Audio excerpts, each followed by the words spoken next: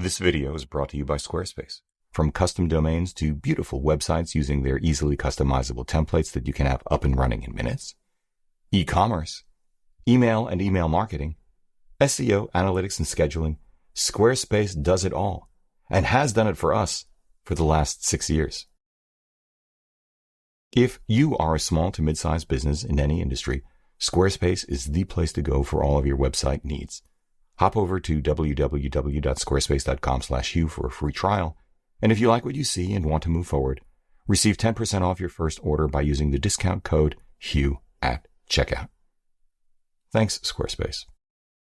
This digital medium format versus 4x5 film thing is taking much longer than I'd anticipated. You know why? Because I don't have my own darkroom anymore. I might have to change that. Nah.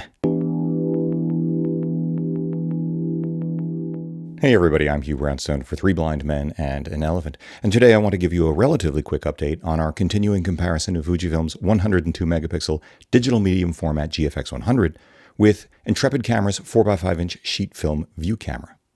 Here's why it's going to be quick. First, my primary objective during our inaugural voyage with a view camera was not to screw things up. I therefore chose to shoot just 2 images first time out, to make sure I was zeroed in on the process of shooting large format. We have several more use cases to pursue before I can offer a fully considered conclusion. Second, because I no longer have a darkroom, haven't had one for decades actually, never had a scanner, and had no desire to rectify either situation, I sent the film out for processing and scanning. Turnaround time doing things this way is measured in weeks. As of this video, I still don't have the negatives back. And once the negatives are back, I'll have to send them out to a scanning specialist. Hold that thought. Finally, third, all of this notwithstanding, I've quickly developed, no pun intended, a number of strong reactions I do want to share with you. So let's get into it because it has already been fascinating. Observation number 1. The Intrepid forced us to think outside of the box, and we loved it. Because I wanted each image to count, with just 2 film holders we needed to make it count because they only hold 2 sheets each, Claudia and I brainstormed what kind of images we wanted to create for evaluating differences in resolution and tonality, and look beautiful. In a word, images of nuance and timelessness. But my overarching thought was, let's begin modestly in a completely controlled environment. Let me get my sea legs, if you will. We knew we'd save an analysis of the view camera's ability to tilt, swing, and shift, compared to what is possible through software with a purely digital workflow, for another session on location. Why wait? Because we knew such a session would be much more involved, requiring more schlepping and futzing, with less room for mistakes.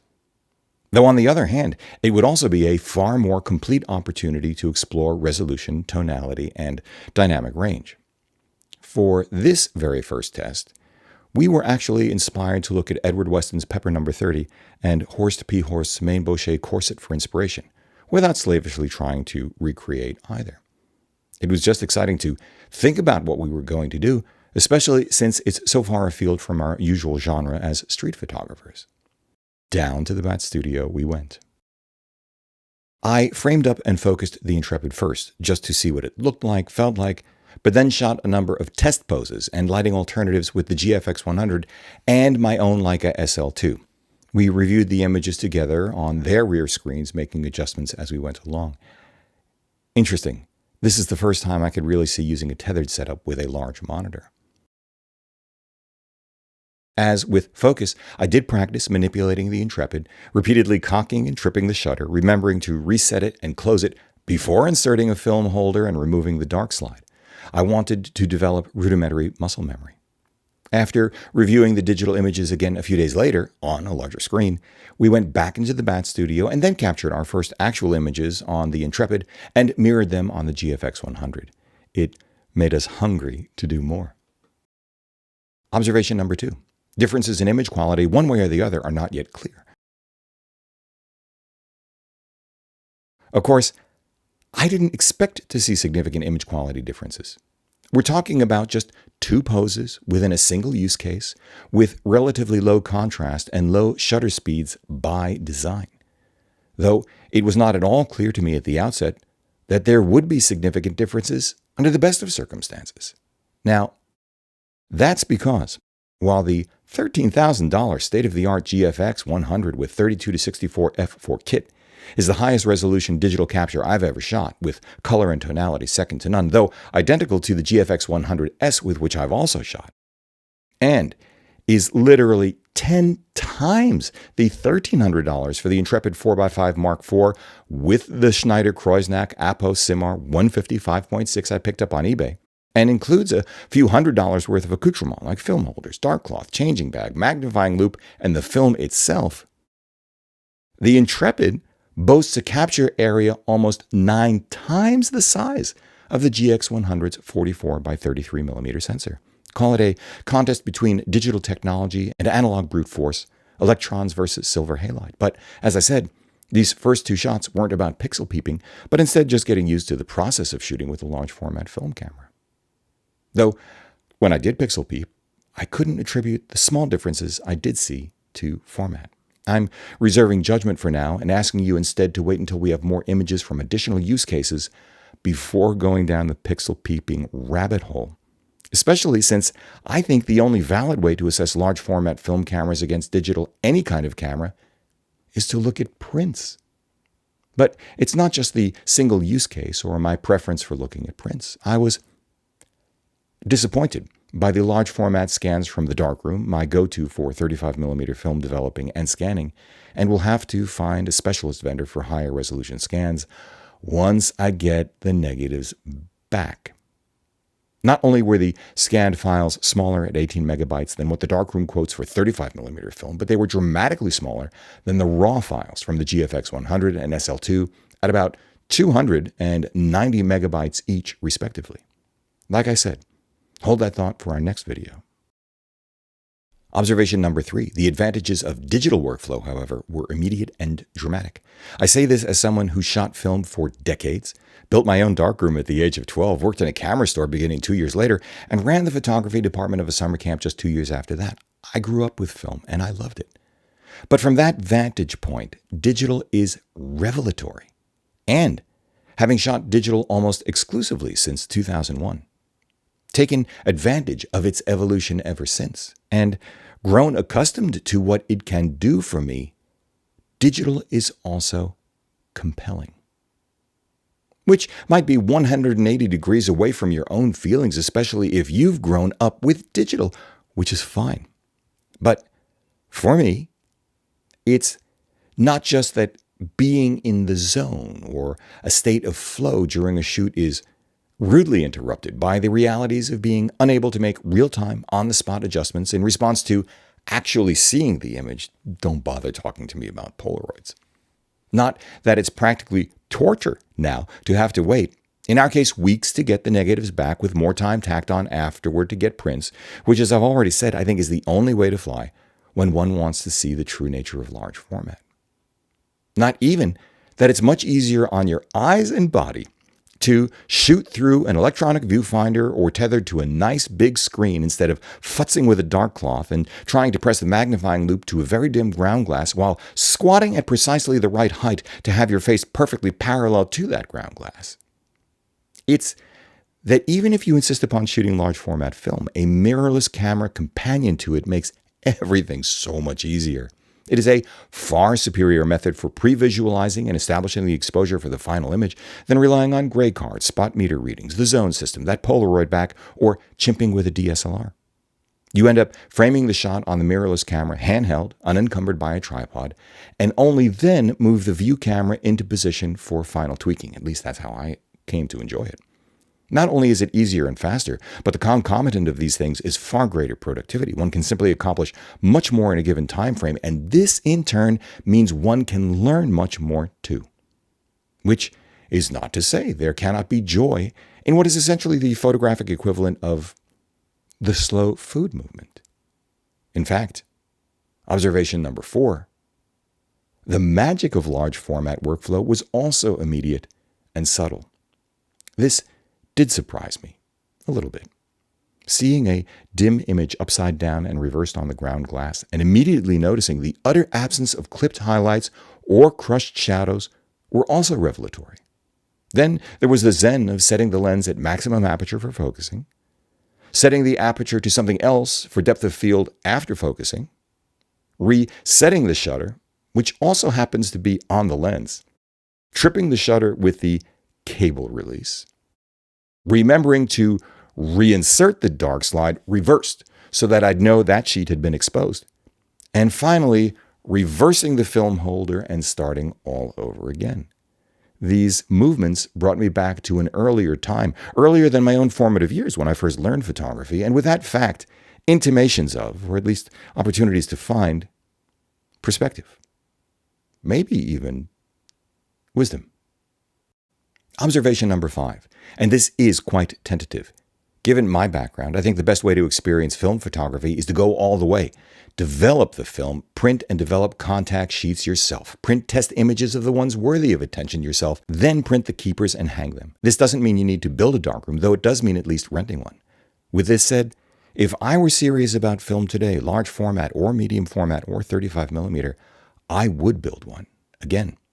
Otherwise, I think, if you're at all like me, you're missing the real magic and sense of accomplishment that comes from having control over the entire process end to end and experiencing a profoundly different kind of being in the zone.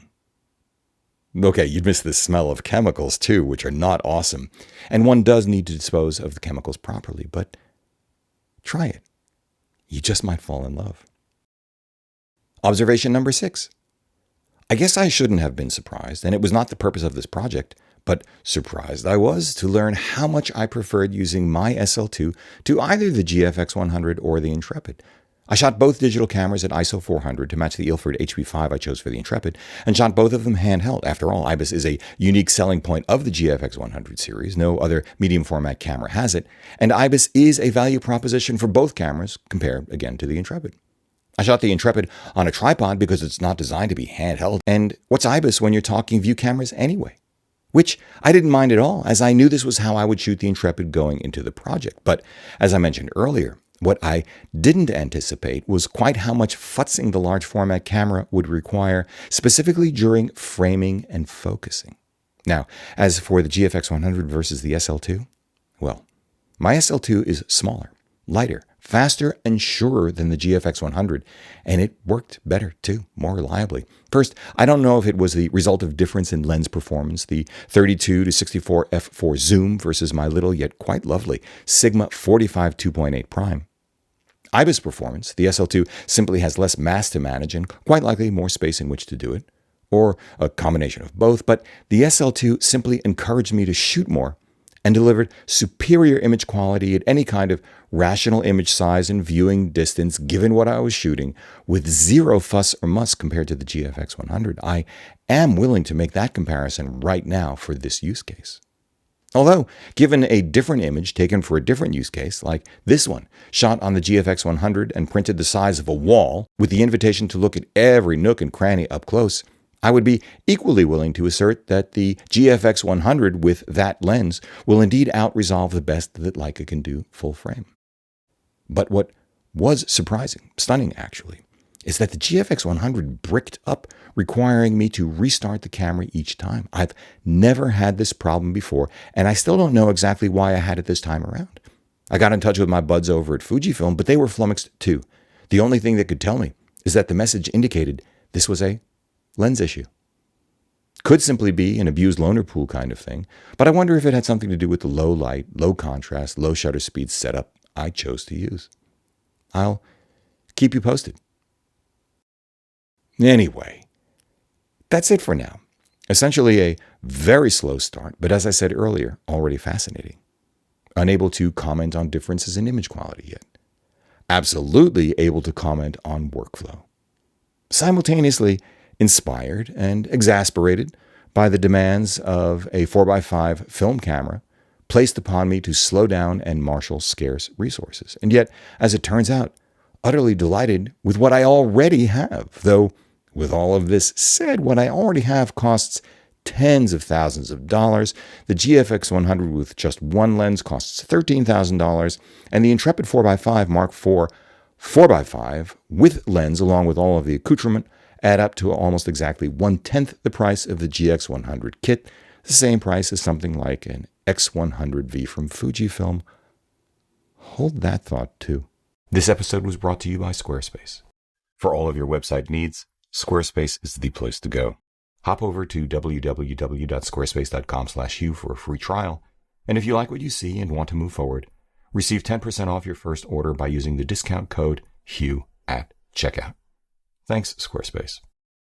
If you like what you've seen here today, please give a thumbs up, subscribe, join the conversation below because this is an incredible audience. If you'd like a copy of our Streets of New York, the book, head over to www.3bmep.com/books. If you'd like to schedule a one-on-one video session with me for a portfolio review, explore or hone your artistic voice, select gear, and more, sign up at www.3bmep.com/booking.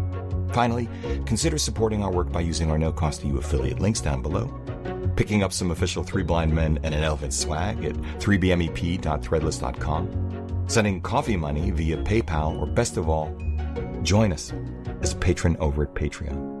However you choose to support us, as always, we thank you for it.